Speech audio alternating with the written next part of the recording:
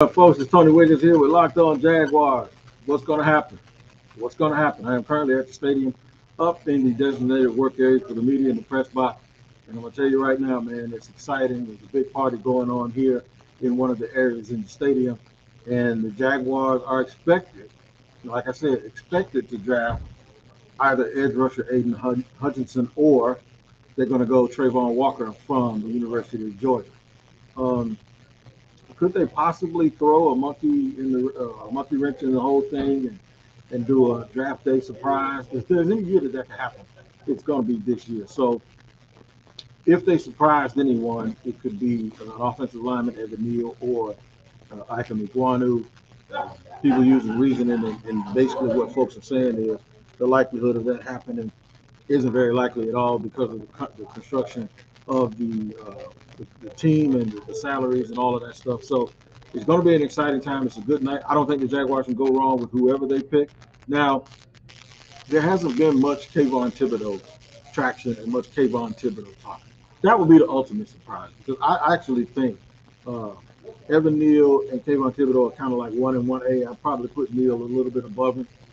Um, Simply because of the fact that the tiebreaker for me is with those two guys is if you have Evan Neal and Kayvon Thibodeau playing 10 straight games, that Evan Neal's probably going to get the best of them 9 times.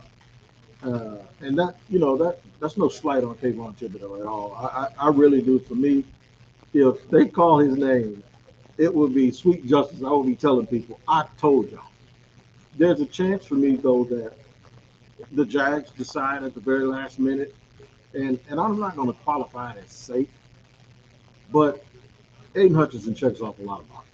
He checks off an entire uh, toolbox full of things that you want in a good football player. And I think people have misjudged my intent when I've spoken of him.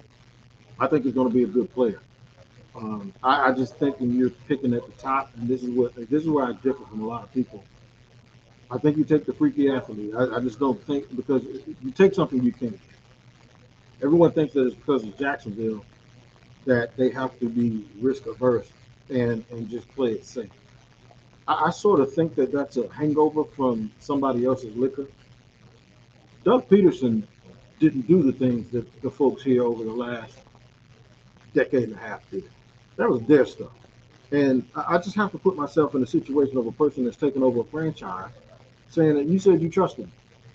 So if you trust me, how can you hold me? You let those guys get away with whatever they wanted to do. They drafted whoever they wanted to draft.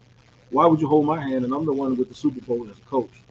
Uh, that just doesn't make sense to me, and it doesn't make sense that you would handicap someone like that at all. Uh, if you give them the job, you give them the job, and you let them do the job. You fire the other people because they couldn't do it. And um, it would really, really shock me if they didn't allow him to do what he wanted to do out of fear of failure, of past failure, of people from people that had nothing to do with him. So I think that would be a losing way to approach this. I think it would be a bad move on their part to start this off.